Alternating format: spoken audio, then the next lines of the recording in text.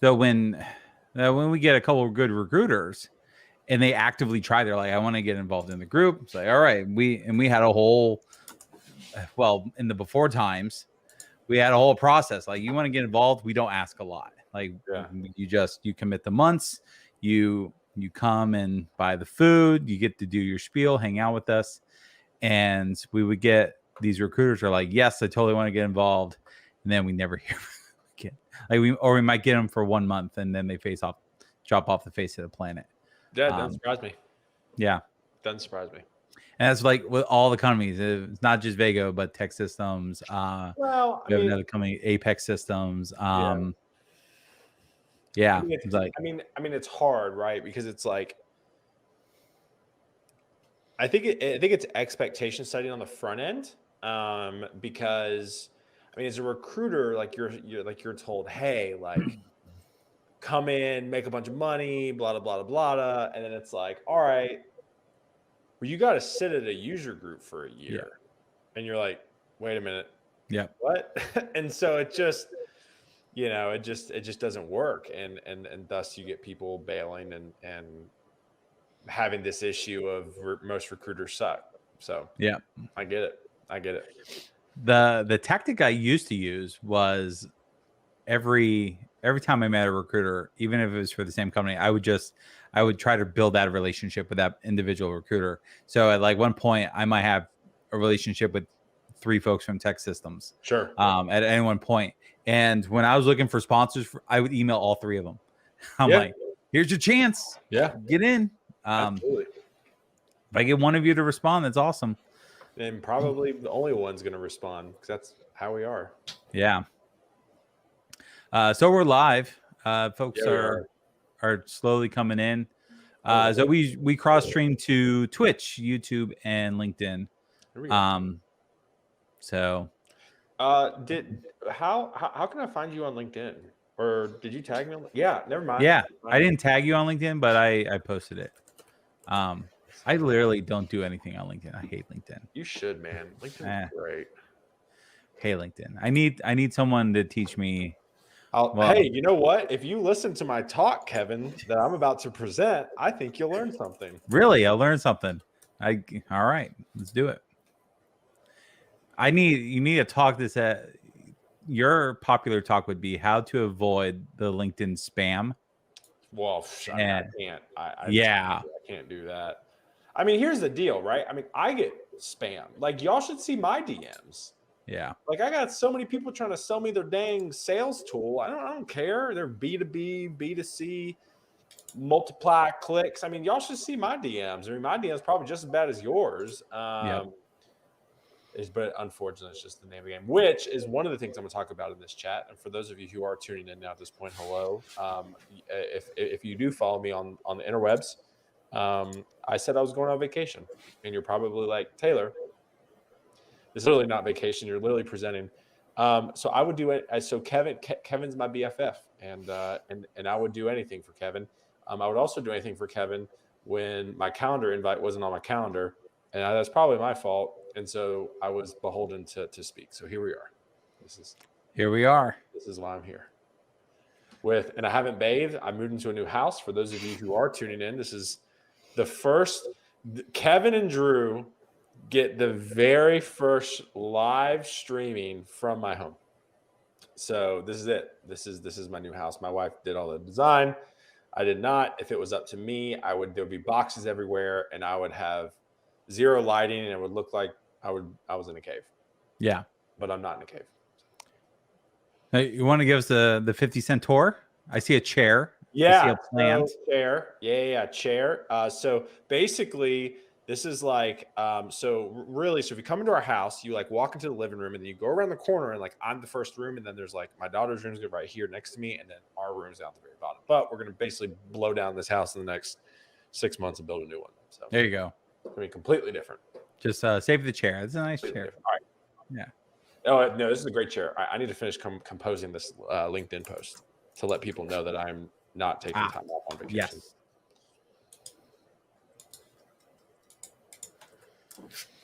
All right. So we got a couple folks out there in Twitch land. Hi, Twitch. Glad you can be with us today. A couple of folks in YouTube land. YouTube Live's not as popular as you want it to be. LinkedIn always gets a handful. So yeah, and then especially if you're here, I mean, you're the LinkedIn king, right?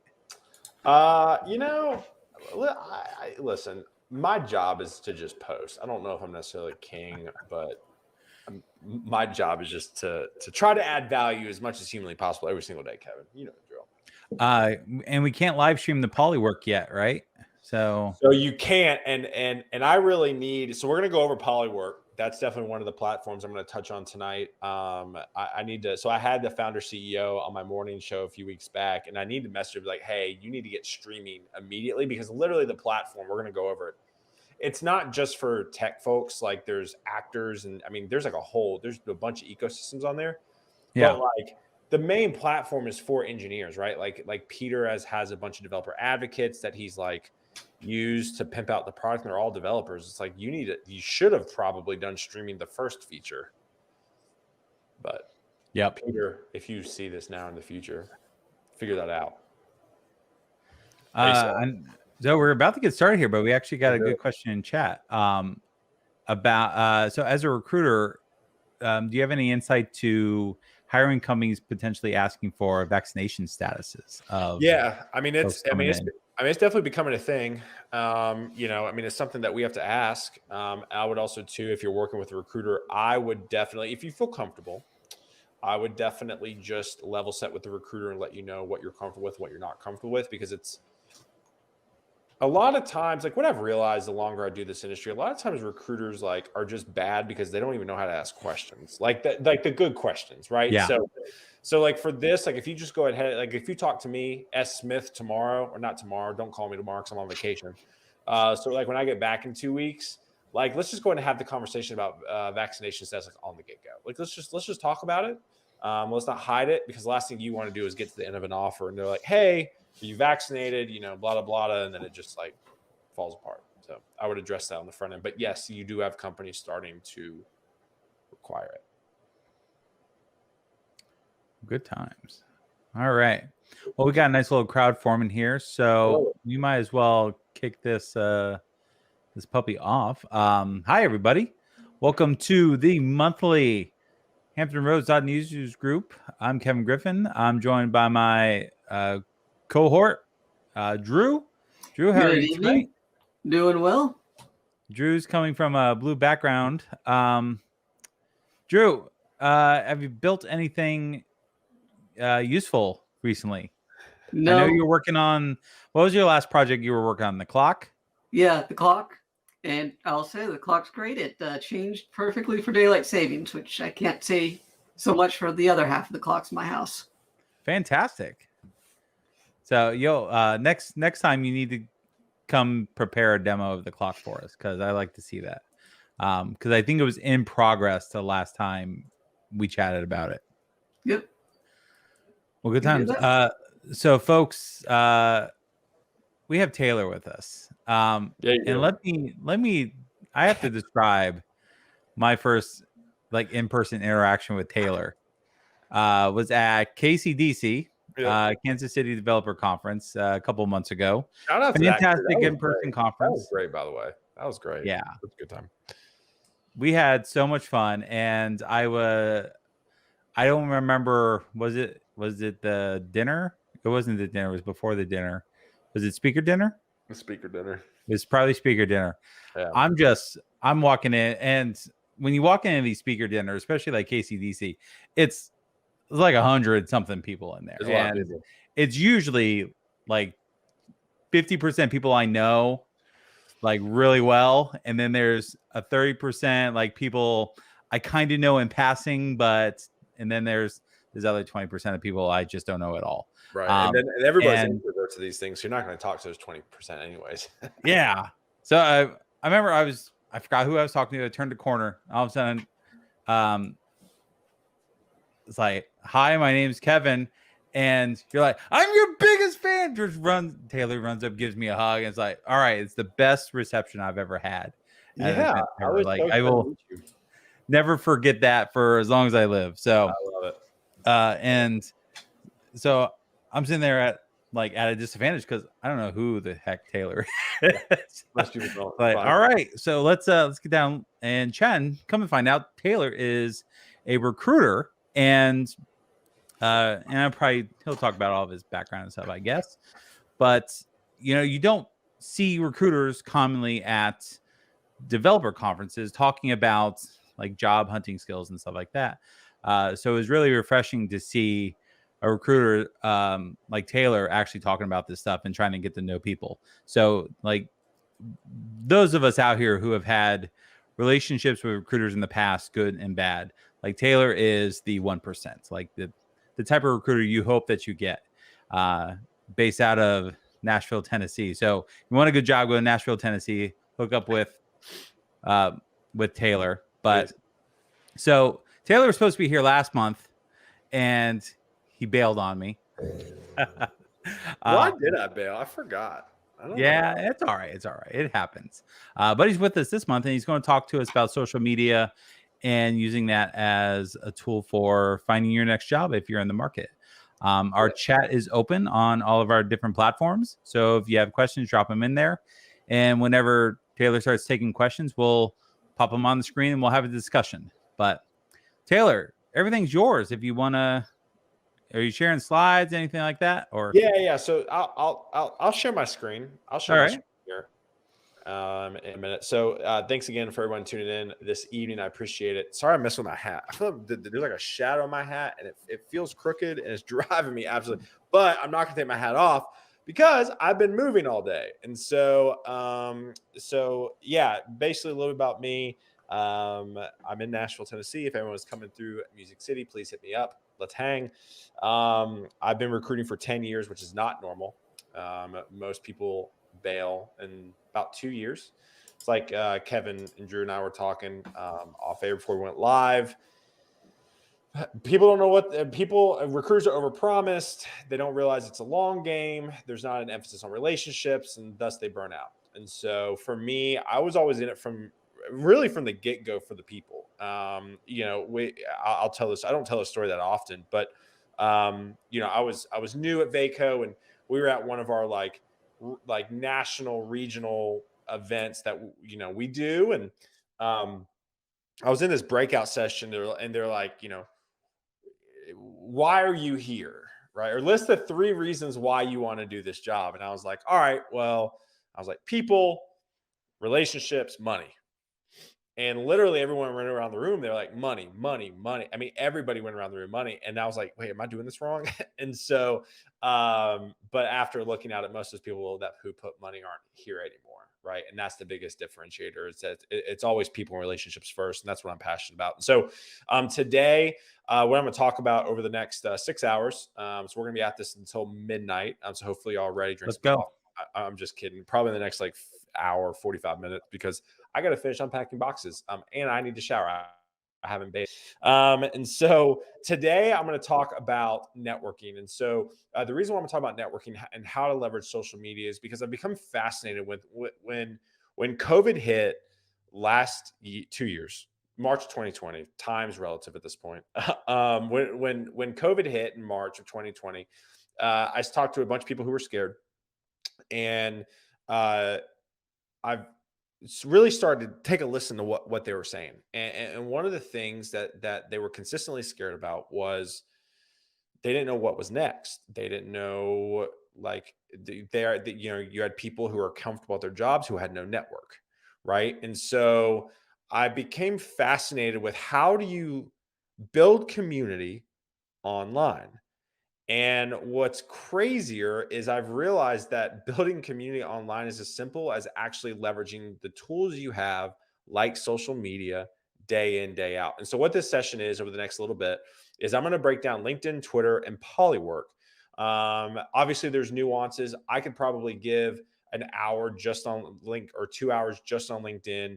I can give an hour on Polywork probably and an hour on Twitter. And so we don't have that type of time. So I'm going to fly through the high points on all 3 platforms. I'm really big on TikTok. No, I don't dance. You'll never catch me dancing. However, yeah, there you go, Kevin, bob that head. But for me, I think you could leverage TikTok as a job seeker, right? And so really one of the things I love about speaking live is the Q&A. So if you have questions, please ask them. Kevin will throw it up on the screen. But by the end of this session, I really want you to be like, man, like maybe I should download LinkedIn on my phone, right? Or maybe I should, if you're Kevin, maybe I should finally start using LinkedIn, right? And so my goal is for y'all to be very comfortable with doing this moving forward. And so let's go ahead and dive in. I want to go ahead and start off on LinkedIn. So I'm going to go ahead and share my screen real quick. So here we are, right? So we're going to share my screen. There we go. Cool. So as you can see, Taylor Desseyn is on vacation, but I'm here. That's what you do for your best friends. And so for me, when it comes to LinkedIn, I'm gonna kind of buzz through this real fast. So first off, the title, the cover banner photo thing. I don't really know the professional term for this, but to be honest with you, this is incredibly important. The reason why it's incredibly important is because the normal human eye, if you have a little bit of undiagnosed dyslexia like me, sometimes you don't read left to right, top to bottom. But for the most part, we all read top to bottom, left to right. The banner photo is incredibly important because it really pulls people into your profile, right? There's a lot that comes into play with a job search with marketing. I'm not going to get into that now, but all I'm going to tell you is this. Really make sure your banner photo pops. Now, you're probably like, Taylor, this is great. How did you do this? Well, I use Canva, C-A-N-V-A. It's like designed for dummies. If I can figure it out, you can figure it out because I am very bad with a computer. And so for me, the biggest thing that I would put on, one of the biggest questions I get is like, Taylor, all right, this is great. Banner photo, yada, yada, whatever. What do I put? The biggest thing that I would put is your email or a way or your GitHub or your portfolio link or something where people can, where you want to really drive attention to, because LinkedIn makes it hard to find your email, right? If you're in LinkedIn, you have to go to contact information. And for the most part, people don't even have their contact information updated. And so what I would do is I'd really put it up here. I have my website that you can go to, but at the end of the day, it's really, really important to have your email address at least at a bare minimum. And again, to all those people out there who have like a picture of a mountain range or like a picture of a babbling brook or like a picture of like a valley, none of that's going to help you find a job, right? Literally, this is a way for you to captivate your attention. Now, you're probably like, Taylor, that's great. Follow for hiring, advice for both the company and candidate that works. Like, I get that, Taylor, that makes sense for what you do, but like, what about me? Right. Well, I'm going to go to a buddy of mine, Dan Thompson. So Dan Thompson and I are on a podcast together called Unicorn Finders. You can check that out. So Dan, I love Dan's, right? So Dan's is very simple. He did his in Canva as well. Again, normal human eye, top to bottom, left to right. So the left-hand side is incredibly important because that's where most people are going to focus. He puts his email address and his Twitter handle. Those are the two mediums that Dan uses, being his friend, uses a ton, right? Don't send Dan a Slack message. He'll never check it. That's a whole nother issue in and of itself. So, and then the Tampa skyline, and a little bit about Dan, right? Dan's an advocate, relationship builder, connector, wine guy, right? A little bit about Dan. I think for me, when it comes to your professional and personal life, there's a huge blend now because of COVID, right? We're all in our homes, right? You guys are literally, anybody who's watching right now can literally see inside my brand new house, right?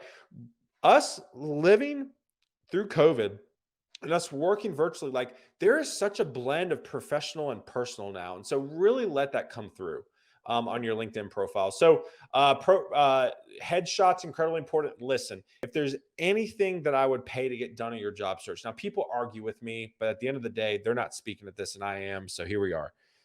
Is pay for a professional headshot. A professional headshot goes a really long way. I'm going to tell a story. I don't see Kevin on here. Kevin, I don't know where you went. But one of the reasons I fell in love with Kevin before I even met him, there he is. Kevin, one of the reasons why I fell in love with you before I even met you is because of your profile picture on your Twitter. It is very happy. It literally, Kevin looks like the nicest human being ever. Like his, and I literally, I'm not saying this because Kevin invited me. I'm saying this because I felt comfortable approaching Kevin in person because of how personal his profile pic is. So imagine if you're interviewing for a company and like their first impression of you is your profile picture, right? To where, man, Kevin, Like Kevin seems happy and energetic. Like this is going to be a blast. Like literally, I had the confidence that I could say, Kevin, never met Kevin before. Give him a bear hug and know that it was going to be okay because of his profile picture. Kevin, thank you so much. You can go ahead and like turn off the camera again or whatever you're doing. But again, incredibly important to have your banner, your profile picture very well done. I'm going to go on to the feature section. So the featured section is incredibly important. So there's three main parts of a LinkedIn profile that I'm going to go over now, or I'm going to go over here and emphasize the most. One is your banner photo, right, that we just went over. Two is the featured section.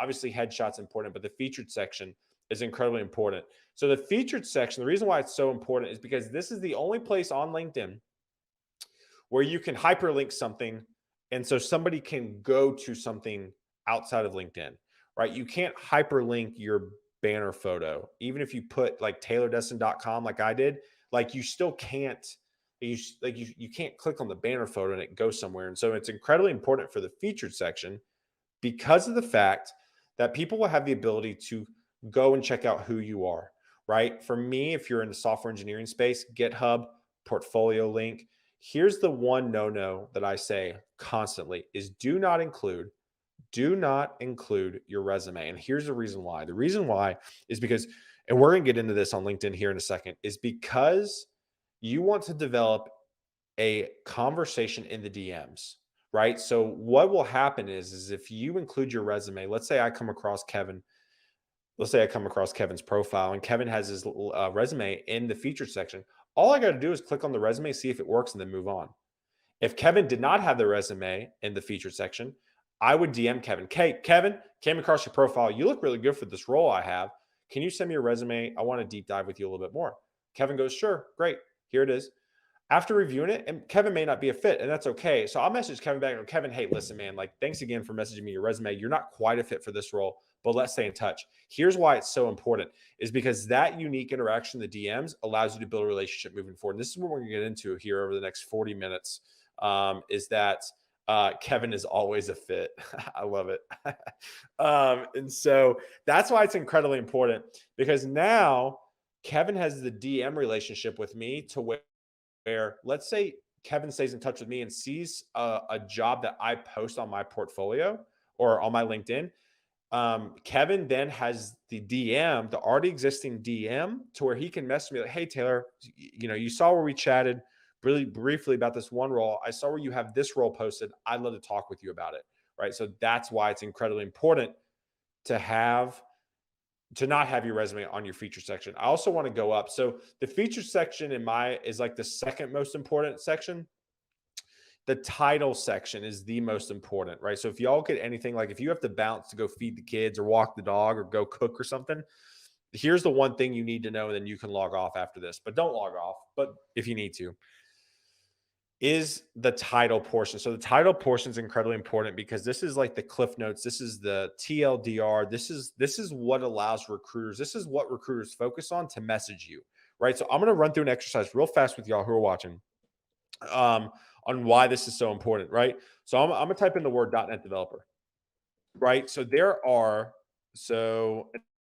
again, I'd get really comfortable if I were y'all, getting comfortable in the search feature within LinkedIn, because LinkedIn is so important. Like, I'm going to put this in perspective. LinkedIn is the only platform where you can search and DM any hiring manager at your favorite company in the world and potentially start a conversation immediately, right? Guys like Kevin who are freelancers, like Kevin, this is why it baffles me you don't use LinkedIn. Like, literally, you can go through your contacts, cold DM somebody, and potentially go get business because you're developing. Like, LinkedIn is like where it all happens. Yes, there's a lot of spam. I'm not going to deny that, but LinkedIn is the only platform right now. Polywork's coming. We'll get to that in a second, where you can DM any hiring manager, any person at any company you ever wanted to work for and strike a conversation immediately. Here's why the title portion is so important, right? So when I search .NET developer in the Nashville area, there are 500 people that pop up. This number changes every day. I don't know what's going on with the search feature, but I don't have time as a recruiter to sift through 500 applicants, right? So what I look for is I look at the title, right? .NET developer at RevSpring, right? .NET developer at OnLife Health, right? senior .NET developer, right? These are things that make me click on your profile, right? So I pick on Stephen Griffin all the time, and I really hope I can meet Stephen Griffin one day, because I literally pick on this dude, this poor dude, every single time. So EFC Systems, they are a .NET shop in Nashville, but Kevin, you don't know that, right? So let's say Kevin was a recruiter, and I don't have time to sift through 500 applicants. More times than not, I'm probably not clicking on Steven's profile because he doesn't have it in the title. Now, you're probably thinking, Taylor, this is ridiculous. That is a lazy take. I understand that. There is a reason why recruiters have such a bad reputation.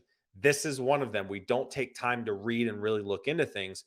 This conversation and this talk today is essentially a marketing SEO talk for your job search, right? Everything I'm telling you is through the lens of a recruiter. And so I'm trying to optimize your profile for the job search, right? And so that's why the title portion is so important. Moving on, because we have a lot to cover, and I realize that we are a little strapped for time.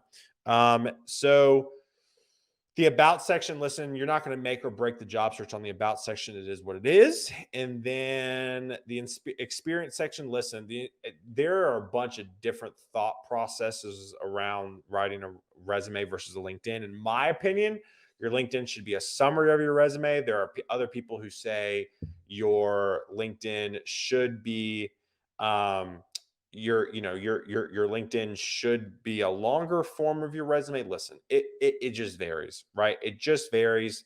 It is what it is. In my opinion, when I look at resumes, and again, my background is I focus on engineering recruiting. So I ran the numbers the other day. I've met close to 5,000 engineers at this point in my career.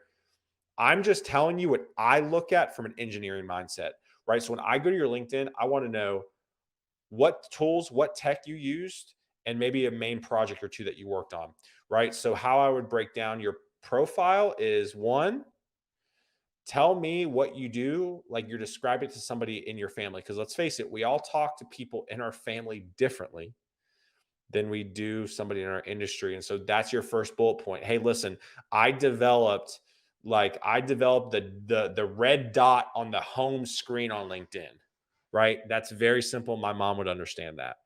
Your second and third bullet point is going to be highlighting your main tech you use to solve X problem, right? So leveraged X technology to solve Y problem, Y technology to solve Z problem, et cetera, and then a recap of your entire tech stack from front to back. Moving on. So recommendations are incredibly important. The reason why recommendations are so important is because it really separates your profile out, right? So for example, I'm just saying it flat out, if I went to your profile and you had 5 recommendations or 0 recommendations, and you went to my profile with 28 recommendations, like who do you think you're probably going to like DM first? Same skill set, probably me, right? And I do the same thing. I catch myself doing the same thing with everybody, right? If I have 2 developers, I'm kind of choosing to message. Yes, recruiters should message both. Do we? Not all the time. Who am I going to go with? Probably the one where they have people speaking for them more than the other, right?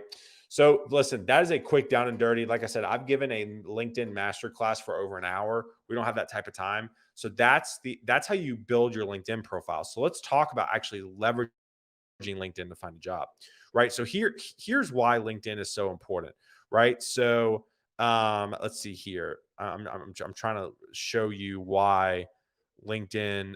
So there's 3 ways to use social media to find your dream job. One is actually posting content. Now, content is a whole nother conversation in and of itself. My big thing with content is just post once a day about something you're learning, right? A lot of people are like, well, what? I don't want my employer to know I'm looking, right? Listen, if you literally just post what you're learning, that's not a bad thing. You're just documenting, right? And so posting is the first way to use any social media, posting content. The second one is liking and commenting on people's posts, right? So we're going to get to that here in a second. I'm trying to find a good example right here. Let's see here. And then the third, okay, so here's this. And then the third way to use social media is to actually DM people, right? The DM game is really strong on Polywork. So I'm gonna broach that here soon. But so here's the reason why it's so important to like and comment, right? So if you're probably thinking, Taylor, listen, I ain't got time to do content. You talk about it all the time. I ain't got time. Listen, I get it. Content's not for everybody. I totally understand. But when it comes down to it, the next thing you can do that's incredibly important is liking and commenting and being thoughtful in the comments on other people's profiles. Here's how, right? And here's why it's so important. So LinkedIn actually encourages you to comment and encourages you to like stuff. And here's why, right? So Christian Bordeaux, I know Christian, he and I met over Clubhouse. Christian's at PlayStation as an analytics engineer. So I don't know Darren Bell, right? I don't know who this Darren Bell person is. And you can tell by that because the second connection. Second connection means Darren and I have one person in common, or at least somebody in common. Obviously, it's Christian. So Christian commented on this, right? So when you comment on a profile on LinkedIn, whose name, just whose name, not real estate on the screen, whose name do you see more? Darren or Christian's? Christian's. Why?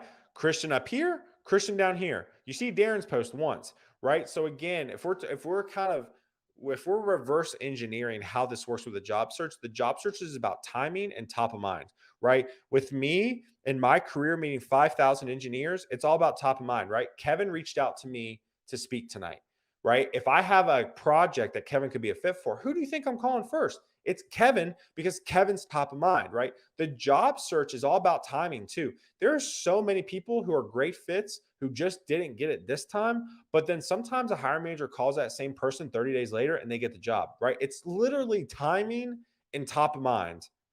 And so if you are constantly commenting and liking this, if you're constantly commenting and liking on people's posts that you want to engage with, it'll make you become a brand name, and you'll become recognizable, right? And so again, with Christian here, if Christian continues to comment on Darren's profile, Darren will eventually know who Christian is just by literally Christian commenting and liking. Like for me, I have a live show every morning, 9:30 a.m. Central, not for the next 2 weeks because I'm off. But the thing is like,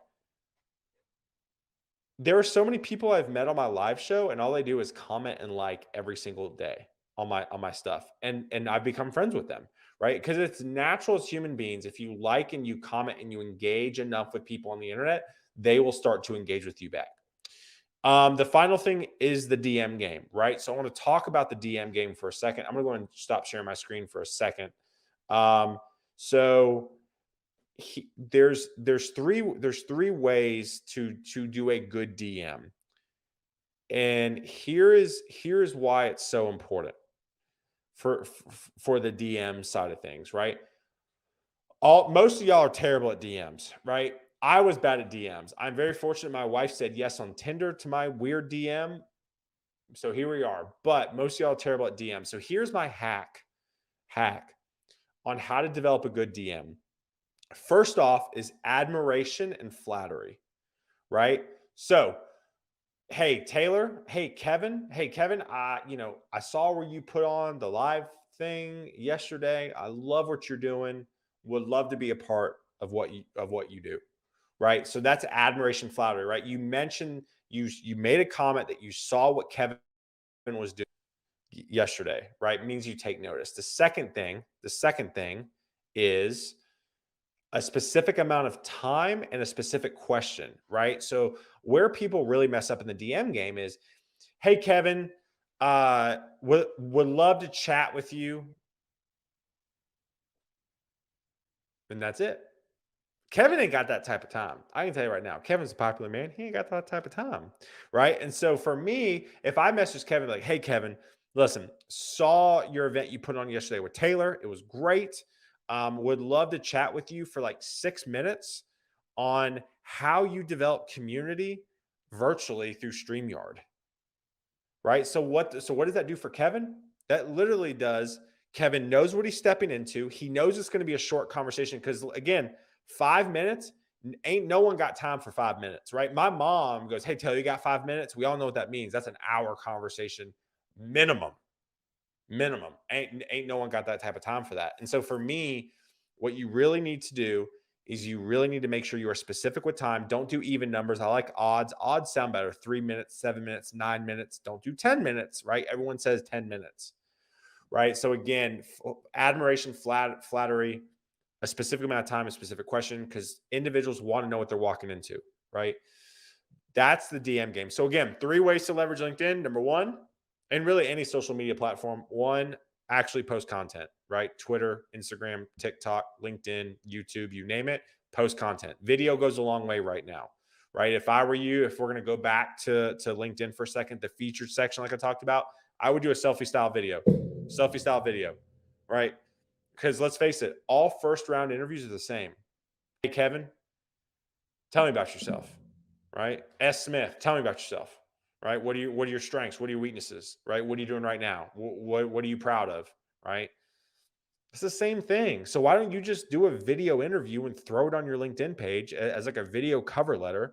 So if I come to your profile, I can actually learn about you and fall in love with you, not in a weird way, right? When I say fall in love with you, whether you like it or not, we are going to be living in a more virtual world from here on out.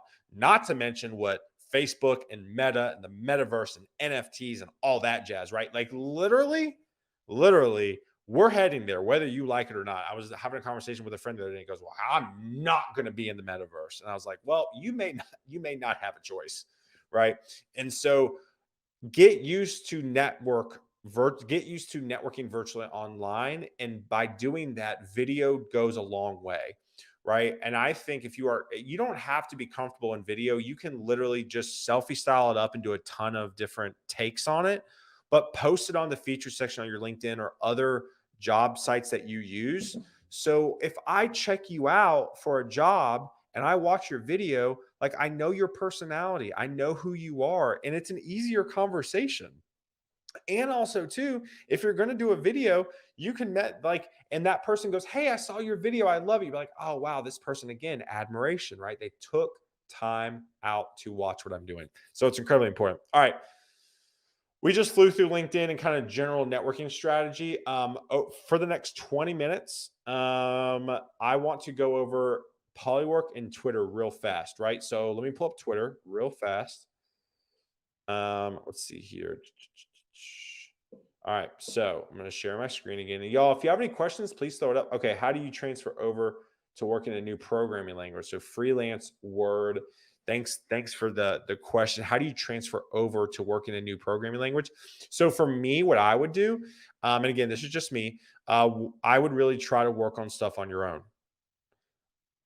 Ideally, if you have the time, volunteer. Now, again, Lord have mercy. This is a whole nother conversation in and of itself. If you are trying, so if you are a Ruby developer and you want to go into .NET development, right? What I would do is I would go around asking small businesses, nonprofits, churches, say, "Hey, listen, do you need any apps written? I would love to help," and write it in .NET. And here's what I'm saying. I placed I placed a .NET guy developer. The company he was interviewing for was very heavy Azure, very, very heavy Azure, like serverless, all that jazz. I don't know what these terms mean, but that's what they were wanting. And so literally this guy did not have the experience in an 8 to 5 world, but he was volunteering his time like 5 hours a week to develop a site for, I forgot what the organization was, and it was all in Azure. I mean, the whole thing, it was Azure serverless, everything, right? He got the interview. He didn't get this job. He actually didn't get this job. He got the other job I placed him at. But he got the interview though because of this side project was so impressive and all the tech he used, right? So that's what I would do. Now, if you're still a freelance Word, if you're watching this, like, I don't like that answer. My other answer is you got to work on something on your own, have it in GitHub, have it somewhere, have the code living somewhere, and being able to link to it during an interview. That's the only other thing I would say. So, all right, I'm going to go to Twitter. I'm going to hit the high points on Twitter. Twitter, and the best analogy for me that I say with Twitter is Twitter's like a babbling brook, right? So if you tweet something, like, it'll be there for like a bit, but then it'll get washed away, right? So from a content creation perspective, you kind of got to live on Twitter. So if you're like, well, I definitely I don't have time for that. Listen, I get it because I do it full time. That's basically my job now as a content creator amongst 3 or 4 other jobs I have. If you don't want to do the babbling brook amount of content, I tweet about 20 to 25 times a day. Like if you're sitting at home, you're watching, it's like, how many times do you tweet a day, Taylor? 20 to 25, not to mention all the replies and stuff. Again, another conversation in and of itself. I'm going to show you kind of some bare bones stuff to do with Twitter, right? So I'm going to go back, share my screen. If you have any questions, please throw it up. Freelance Word. Thank you for asking that question. Hey, Kevin, can you throw the, there it is. Thanks, buddy. All right. So a few high points again, as always. So the banner photos, same thing like LinkedIn, right? Same thing. It tells you about yourself. It's got my website, right? It lures you in, right? Again, headshot, incredibly important. This is the equivalent to your title portion on your LinkedIn. This is so important because people need to know what they're getting into when they follow you, right? If you just say like recruiter, dad of 3, dog lover, like that, I mean, that's great, but it doesn't tell me what you tweet about, right? People want to know what you tweet about. And so for me, it tells me what I do and what I tweet about, right? So that's incredibly important to add. Also too, that you have a link to something that you can do.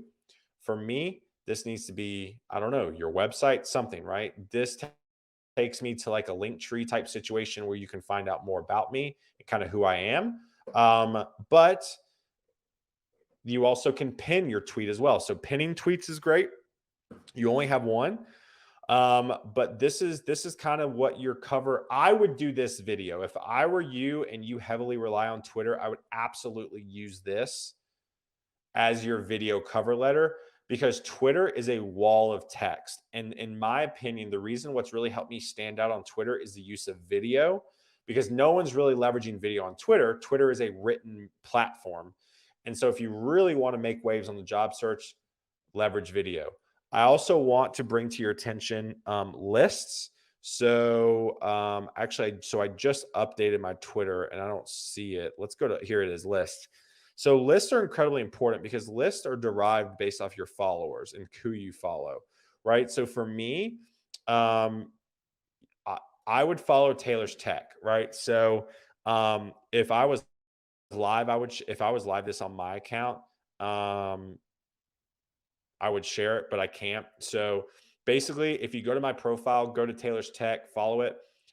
It's got 75 of my favorite followers. Actually, no, 97. Sorry, 75 people follow this. 97 of my kind of favorite tech people that I do, that I follow, that I really appreciate. And what you can do is if you follow this list, you'll immediately start getting fed content from these individuals. And the reason why lists are such an underrated thing on Twitter is because a lot of people don't know where to start on Twitter, right? They don't know who to follow. They don't really know. It's just a sea of people. So what I would do is I would go to list immediately and I would start engaging with people, right? Like for example, there's some of my list, KCDC, right? Kevin and I are on that list together. But, for this, like I'm assuming this is TypeScript conference. There's 24 members on this. Like you can literally just go and you can network with Mike or John or all these people, right? And you can continue to like and comment on their posts and it'll be great. And you'll start developing a following because of that. Twitter is all about liking and commenting and really engaging. So that's how I would use it.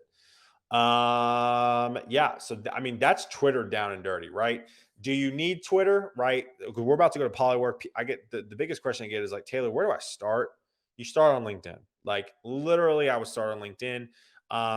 If you're like, Taylor, this is kind of cool. Like I kind of want to get into more of this, maybe venture into Twitter, maybe, but know that Twitter to use it really, really well is you got to be on it a lot. You got to be on it a lot. All right. So moving on to Polywork. So Polywork is the last platform I'm going to touch on the last 15 minutes. I'm also going to open this to questions and then also a wrap up with Kevin and Drew at the end. And so, yeah, so I want to go ahead and dive into Polywork. Let's see here. Where is it? Here it is. All right, cool. So Polywork. It's like LinkedIn, but a little bit better, but also not as good as building community. So hear me out. The reason why I would use Polywork is the DM game. So let's talk about Polywork. Let's talk about Polywork at a super high level, right? I interview the founder CEO on my live show, Guidance Counselor 2.0, every morning. And they created Polywork to get out of the resume and to get out of the LinkedIn. So what they're really big on Polywork is highlights, right? So what you can do is you can post highlights, big things that you accomplished, right? So for me, I post a lot of my live show and who I interview, and also some big interviews because I literally just interview all the time, right? That's kind of my job. And so, for this one, like you can go watch it. Like this is a session I did with a developer community over in England, right? And so you can go check that out. But for me, I'm going to break down the nuances of Polywork and why it's so cool. So first off, when you build out your Polywork, you can use something called badges. And so badges are important because it kind of labels you and you can start kind of building out your network because of it, right? So for example, I am interested. So badges mean like what you're interested in, right? So hiring, software engineering. I'm interested in being a mentor to somebody, an advisor, a speaker. I'm passionate about open source, DevOps, coding, and I'm a corgi lover. Big corgi fan. My corgi's outside the door. And so for me, like if I were you and you're in the software engineering space, I would add software engineering. So here's why it's so important. So I'm going to click on software engineering. There are 18,000 people on Polywork with the title badge of software engineering. So you're like, Taylor, I mean, well, what am I going to do with 18,000 people? This is what I would do. I would go to Cassidy, right? Love Cassidy. Cassidy's great. I haven't met her. I want to meet her one day. If anybody has a connection with Cassidy, please let me know because I would love to interview her on my morning show. So here's what I would do, right? So I would contact Cassidy. So here's why it's so important, right? One, badges, top of the funnel. So we're going to talk about kind of marketing terms again. Badges, top of the funnel. How to find people high level, right? So we're going to go to Cassidy's profile, right? Cassidy, here's kind of the level down. And here's how I would really, really leverage Polywork if you're on the job search. In my opinion, don't quote me on this, or quote me. I would almost leverage Polywork more than Twitter if you're on the job search because Polywork isn't as much as a full-time job as Twitter. So here's what I would do, right? So you can follow people and see their updates, or you can contact. Here is why Polywork is so crazy, crazy cool. And Kevin, if you want to throw this up in the chat, if you want to get on Polywork, GC2-0. Again, GC2-0. That stands for Guidance Counselor 2.0. You can get access immediately. Thanks, Kevin. And so, again, the founder CEO created this code for my community. We've had over 115 people sign up already. So shout out to y'all. Shout out to my community. But go sign up, GC2.2/0, and you get immediate access. So here's why it's so important, right? So first off, Cassidy has this little thing, right? I'm super interested in dev tools companies and making content for any events. Here's my speaker writer, kind of cool. For advisory investing works, I'd love to hear about what your company does and what you're looking for and what you'd expect from me. So first off, here is why it's so important. Here's why Polywork's so important. Literally, Polywork just teed up what your DM should be, right? LinkedIn doesn't do this. LinkedIn does not do this. I get goosebumps every time I talk about Polywork because of the fact Polywork tees up what your DM should be, right? So here, contact, right? And here's why it's so cool, right? You can literally let Cassidy know what you're wanting to message her about, right? So for me, like I would want her to come on my live stream, right? So I would go, hey, Cassidy, been a fan of you from afar. Love what you do content wise. Would love to have you on my morning show to talk about the importance of content and dev tooling. Hope to hear from you. All right. So I'm going to message her. So I'm literally going to message her on the show. So, or on this session right now. So again, so what did I do? I use admiration and flattery. Hey, I've admired you from afar. Love what you do content. Love what you do content wise, right? Hey, what am I doing? I'm showing Cassidy that I have looked at her stuff, right? Hey, I've seen your stuff in the wild, right? I love it. I would love to have you on my morning show to talk about the importance of content and dev tooling. Hope to hear from you. Here's what I did. I literally tied in what she wants up here. She's interested in dev tooling, right? Boom, contact. There we go. That's how you do it. And I would consistently do it. Now, a few things around some more cool features they have on here. So you have the space station. So this is the coolest shit. I don't know if I'm allowed to cuss on this. This is the coolest shit I've ever seen. And Polywork needs to be talking about this more than they already are, than they do right now. Look at this. These are all the people investing in startups, open to investing in startups. Here are all the people that are open to content creation. Here are all the people that are open to advisor roles. Here are all the people available for beta testing products, right? Look at this. There's literally countless. They literally make networking dumb. And when I say they make networking dumb, they make it so easy for you because they already group things together. Again, I get goosebumps every time I talk about Polywork because of what they're doing. The reason why I think Polywork has some time to get better is because there's no, when it comes to posting's a little busy, right? So here's kind of their homepage. Here are what people are posting, and it's just a little busy. It's just a little busy. I don't love it. And here's another reason why I don't love it is because people aren't living on Polywork yet, like they live on LinkedIn or they live on Twitter, right? Here's the deal. Cassidy may not get back to me for like a week or two, if she even gets back to me, right? And so that's my only downfall is Polywork has not made, one, they've not made the mobile app. I have access to the mobile app. Shout out Peter. But there's not a mobile app yet. And there's not like streaming capabilities like Kevin and I were talking about off air, right? It's still a little static for me, but I would use Polywork for the DM game because it is so incredibly important. And listen, so I'm gonna wrap it up here. I'm gonna stop sharing for a second. I'm gonna say this. Listen, I'm gonna leave you on the story, and then Kevin, Drew, if we want to kind of just chit chat about my strategy and what we talked about, would definitely love to do that the last few minutes. But I'm going to tell this story on why the DM game is so important and why networking virtually is so important. So my dad in the restaurant industry, not in tech, barely knows how to use his phone, just very computer illiterate, right? 55, 60 years old. My dad called me up a few years back. He goes, "Hey, Taylor." I just had a bug land on my screen. Hold on. And I accidentally just killed it. My dad called me up one day. He goes, "Hey, Taylor, how do I find a job?" And I go, I don't understand. Like, what do you mean? He goes, "Well, I just quit my job." I said, "Okay."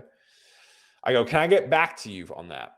Because I had to I had to dumb down being a recruiter to my dad, not because he couldn't handle it, but because being a recruiter takes a lot of time. You need to have the time.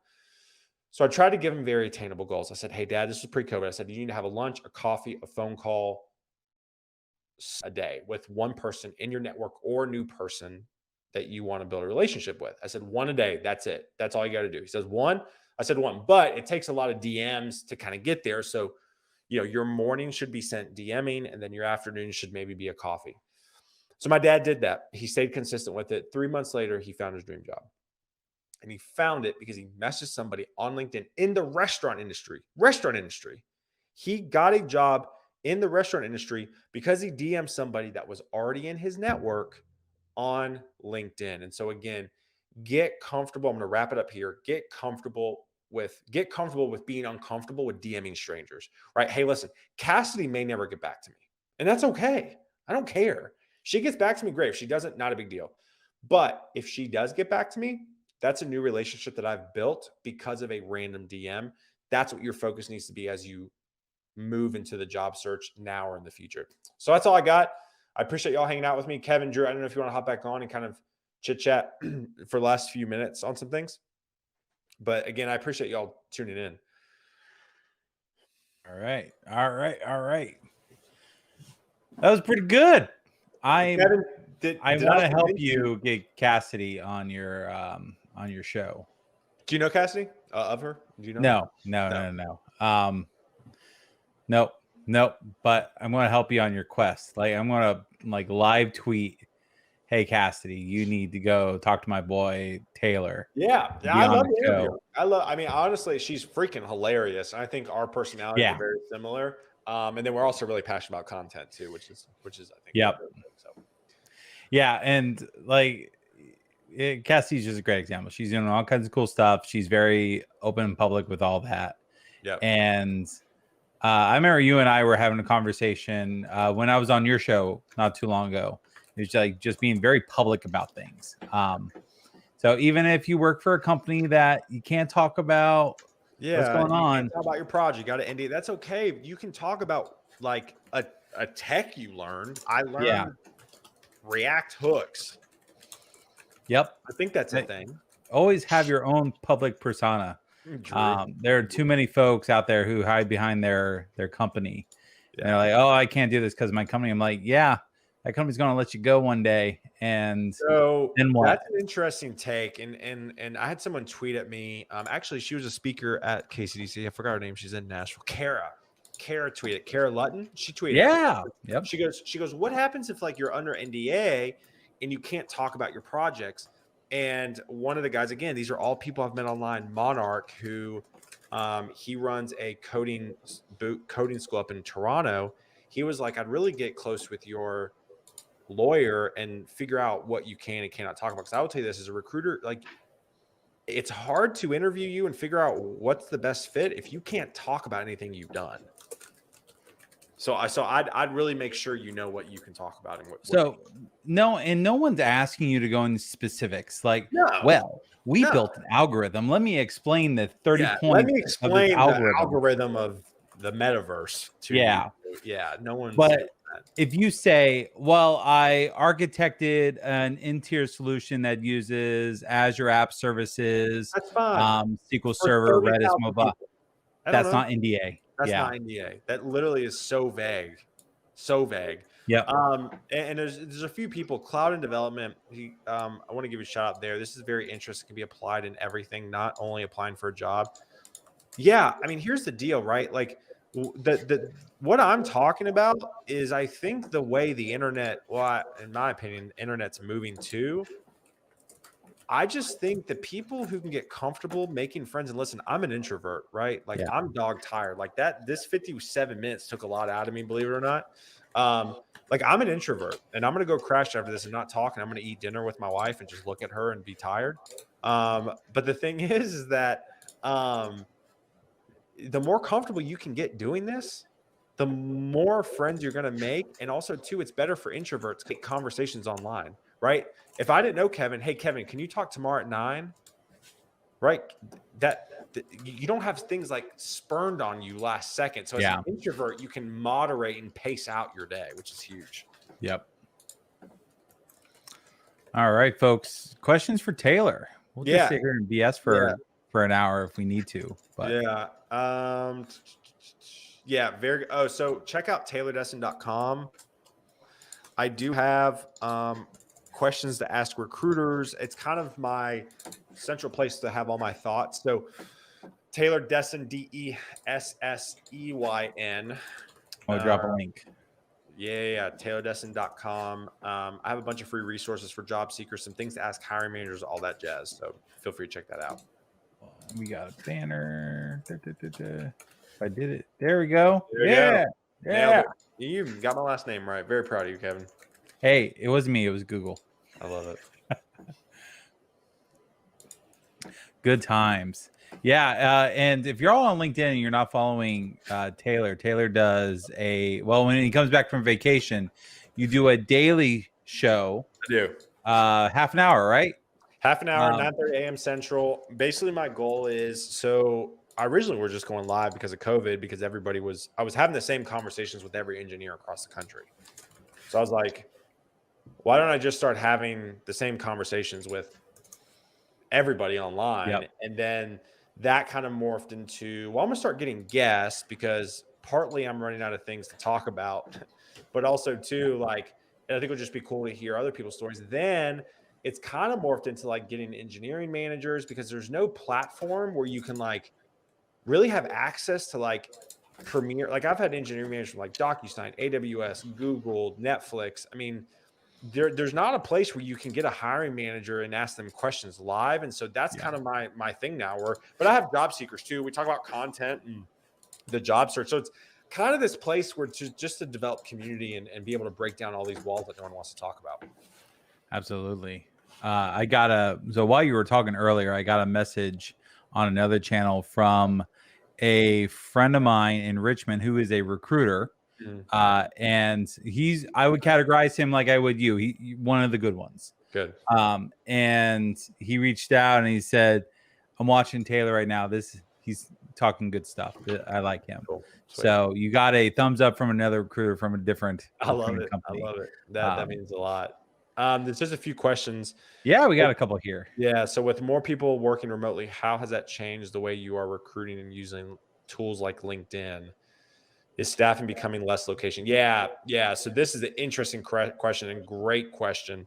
The staffing industry has been flipped on its head because of COVID. I mean, like everything else, right? The price of lumber to, chips, microchips in cars and things, right? So, so it's what I would do if I were you, if I was a job seeker, I'd find 2 or 3 recruiters in your city, right? So Kevin, like go find 2 or 3 recruiters in your city who you like, who appreciate, so you can at least have local market intel, right? It's incredibly important to still know what's going on in your local market, but I would also find 5 or so recruiters nationally who you really like. Maybe I'm one of them you can just kind of pick their brains. Salaries are big right now, right? So ask me where you're at right now. So I can tell you kind of loosely if you're underpriced or overpriced. And so that's incredibly important. And so, I mean, I would say recruiters have always been big on LinkedIn. So that's never going to change. I would say the recruiters who can really separate themselves with content is kind of the next generation of staffing that no one's doing right now. And that's really changed my entire career trajectory over the last 2 years. There you go. Does it get Cloud easier? development? Yeah. So is it cloud development? Yeah. Does it get easier? So you say that you are introvert, since I'm an introvert too. Does it get easier? Does it get easier for what? It gets easier to cold DM people the more you do it, but you got to make sure you have those 3 parts to a DM. Yeah. But it does get easier. I would say to add on to that, don't take it personally. No. People are either going to respond to you or they're not. And I hate not responding to people. If someone takes the time to reach out to me about anything I've done publicly, I try really hard to respond. My dumb little story is I had a person email me back in April, ask me about a talk I did 3 years ago. No way. And I barely remember what my wife told me yesterday. Oh my gosh. They said, I saw you do this talk at Code Mash back in 2018. And I'm like, yep, I was there. Pretty sure I did that talk. But they asked for slides and stuff. And I haven't done this talk in such a long time. So I'm like, all right, I will come back. I will find those slides. I will send a copy of the slides to this person. Forgot about that email until last month. And responded to it and had to respond.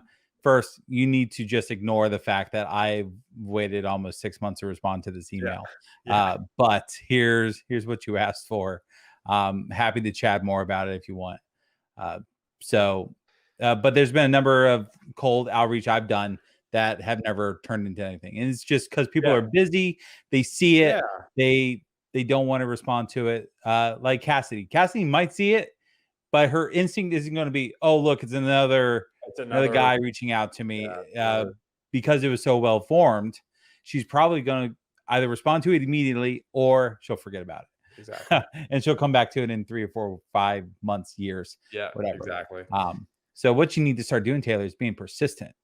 And Yeah. next week you just follow up with her again. So yeah, I ain't got time for that, but yeah. So is there such a thing as too much posting?